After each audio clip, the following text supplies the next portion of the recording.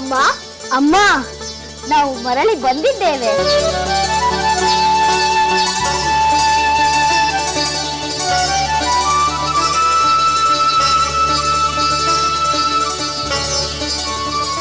ಮಕ್ಕಳೇ, ಬಂದಿರಾ?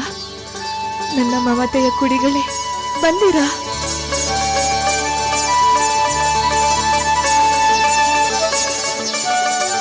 ಮಕ್ಕಳೇ, ನನಗೆ ಬಹಳ ಸಂತೋಷವಾಗುತ್ತಿದೆ. ನೀವು ಹೋಗಿ ಎಷ್ಟೋ ದಿನಗಳಾದಂತೆ ಭಾಸವಾಗುತ್ತಿದೆ. ನಿಮಗಾಗಿ ನಾನು ಪ್ರತಿ ಕ್ಷಣ ನಿರೀಕ್ಷೆ ಮಾಡುತ್ತಿದ್ದೆ.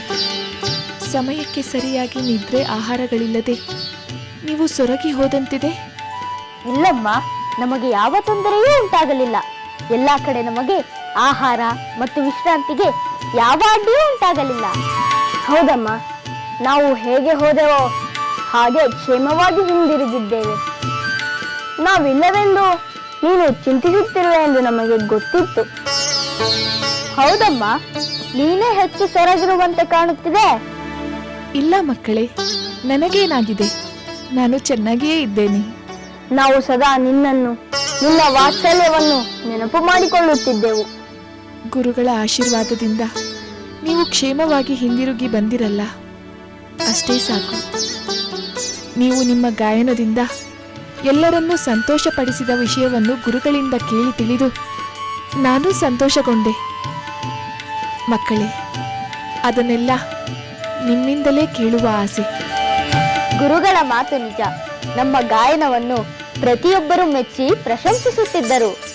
ರಾಮಾಯಣವನ್ನು ರಚಿಸಿದವರು, ಹಾಡಲು ಕಲಿಸಿದವರು ವಾಲ್ಮೀಕಿ ಮಹರ್ಷಿಗಳು ಎಂದಾಗ ಎಲ್ಲರೂ ನಮ್ಮ ಗುರುಗಳಿಗೆ ಗೌರವ ಸಲ್ಲಿಸುತ್ತಿದ್ದರು. ನಿಮ್ಮ ಬಗ್ಗೆ ಯಾರೂ ಏನೂ ಕೇಳಲಿಲ್ಲವೇ? ಕೇಳಿದರಮ್ಮ, ಆದರೆ ನಾವು ಮಾತ್ರ ಗುರುಗಳ ಶಿಷ್ಯರು, ಅವರ ಆಶ್ರಮದಲ್ಲೇ ಬೆಳೆದವರು ಎಂದು ಮಾತ್ರ ಹೇಳುತ್ತಿದ್ದೆವು. ಒಳ್ಳೆಯದಾಯಿತು. ಅದು ಸತ್ಯವಲ್ಲವೇ? ಪ್ರಭುಗಳ ಸನ್ನಿಧಿಯಲ್ಲೂ ನೀವು ಗುರುಗಳ ಹೆಸರನ್ನೇ ಹೇಳಿದಿರಾ? ಹೌದಮ್ಮ, ನಾವು ಅಲ್ಲೂ ಅದನ್ನೇ ಹೇಳಿದೆವು. ಗುರುಗಳ ಬಗ್ಗೆ ಪ್ರಭುಗಳು ಅಭಿಮಾನದಿಂದ ಮಾತನಾಡಿದರು. ಅಮ್ಮ, ನಾವು ಹಾಡುತ್ತಿದ್ದಾಗ ಪ್ರಭುಗಳು ಭಾವುಕರಾದಂತೆ ಕಂಡು ಬಂತು.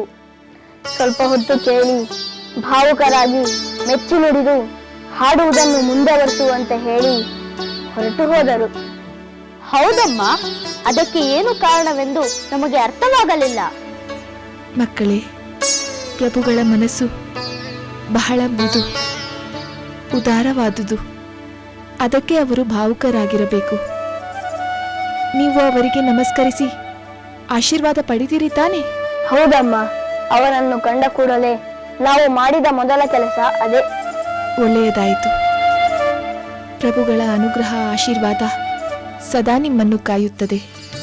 ಅಲ್ಲಿನ ವಿಷಯಗಳೆಲ್ಲ ನಿಮ್ಮಿಂದ ಕೇಳಿ ತಿಳಿಯಬೇಕು.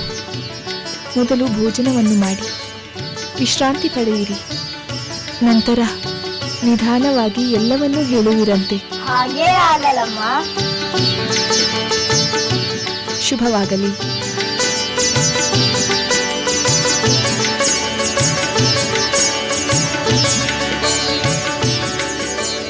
ಸ್ವಾಮಿ, ನೀವು ನಮ್ಮ ಮಕ್ಕಳನ್ನು ಹರಿಸಿದಿರಲ್ಲ, ಅವರು ಧನ್ಯರಾದರು. ನಾನು ಧನ್ಯಳಾದೆ.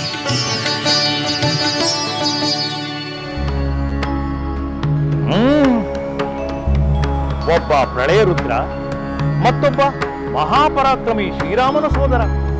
ಇವರಿಬ್ಬರಲ್ಲಿ ಯಾರು ಗೆಲ್ಲುತ್ತಾರೆ, ಯಾರು ಸೋಲುತ್ತಾರೆ?